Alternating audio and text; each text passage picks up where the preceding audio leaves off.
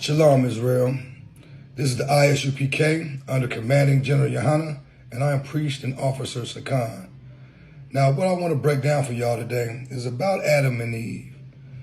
Now, we were taught to believe that Adam and Eve was the only two people on the face of the earth.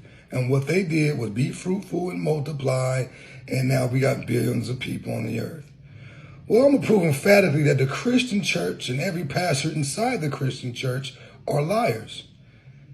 No, Adam and Eve was not the only two people on the face of the earth, and I'm going to prove it according to the Bible.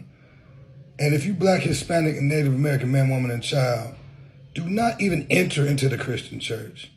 Unless you're into, now, if you're into getting hustled out of your money, investing in another man's Rollie or Movado watch or private jet, if you're into possibly having your deacon or one of them pastors mess with your woman or try to molest your kid, but then if you're into those weird things, then that's what the Christian church is known for. The Christian church is not known for telling you the truth according to the Bible. It's known for telling you what you want to hear to get some money about you. It's real simple. The truth is found inside the I.S.U.P.K. under Commanding General YAHANNA. And I'm going to prove emphatically, real quick, that Adam and Eve was not the only two people on the face of the earth. This topic could be taught for like an hour or so, but I'm going to try to condense it real fast. So if you got some sense, and you'll see it real quick. Let's get to it. This is Genesis 1:27-28. So God created man in his own image. In the image of God created he him. Male and female created he them. And God blessed them, and God said unto them, be fruitful and multiply, and replenish the earth, and subdue it, and have dominion over the fish of the sea, and over the fowl of the air, and over every living thing that moveth upon the earth. Now, this is when all of mankind was created. How many? We don't know, but a lot of people had to be created to actually subdue the earth and to be fruitful and multiply in it. There's no mention of Adam right now. You know what I'm saying? This is when mankind was created, right here, a whole bunch of people, and to be able to subdue the earth, it must be more than two people to actually subdue the earth. And we're going to get to it, and actually to be fruitful and multiply. It will just make sense. That's it. This is the last verse in Genesis 1. And God saw everything that he made, and behold, it was very good. And the evening and morning were the sixth day. So that was day 6 when mankind was created. This is the definition of subdue: to conquer and bring into subjection, to bring under control, especially by exertion of the will, to bring land under cultivation. Two people cannot conquer the earth. Two people can't bring the land, not the entire earth, that God said to be under control. It takes more than two people to conquer a city, a town, even a village, let alone the entire earth. Let's prove some more. This is Genesis 2:2. And on the 7th day, God ended his work which he had made, and he rested on the 7th day from all his work which he had made. Now in 6 days we see that's when he created man and woman. Now the 7th day he rested. Now you can't think of these days as being literal 24-hour days. That's not how the Bible works, and I'm gonna prove it.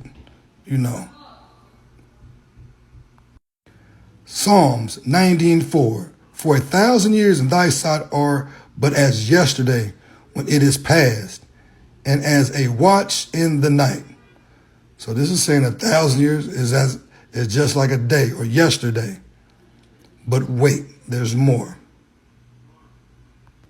This is 2 Peter 3:8. But beloved, be not ignorant of this one thing, that one day is with the Lord as 1,000 years, and 1,000 years as one day.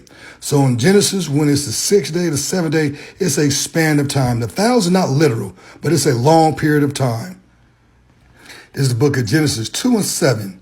And the Lord God formed man of the dust of the ground and breathed into his nostrils the breath of life, and man became a living soul.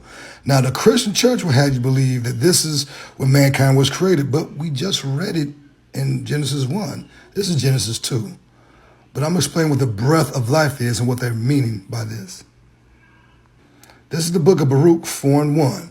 This is the book of the commandments of God and the law that endureth forever. All they that keep it shall come to life, but such as leave it shall die.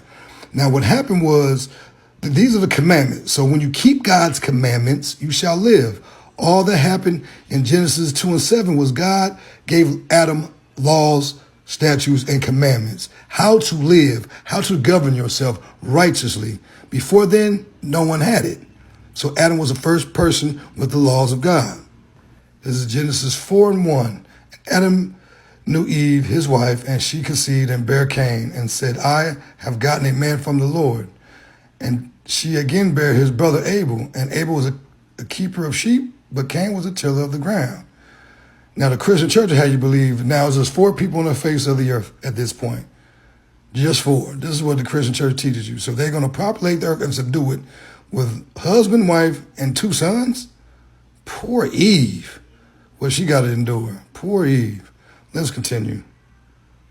This is Genesis 4:8. And Cain talked with Abel his brother, and it came to pass when they were in the field that Cain rose up against Abel his brother, and slew him. Now there's 3 people on the face of the earth, according to the Christian church, right? Genesis 4:14. Behold, thou hast driven me out this day from the face of the earth, and from thy face shall I be hid. And I shall be a fugitive and a vagabond in the earth. And it shall come to pass that everyone that findeth me shall slay me. Now, the Christian church, which is a lie, will have you to believe that's Adam, Eve, and Cain, because Cain slew Abel. So there's only 3 people on the face of the earth. Cain has to be delusional because there's no one that will find him.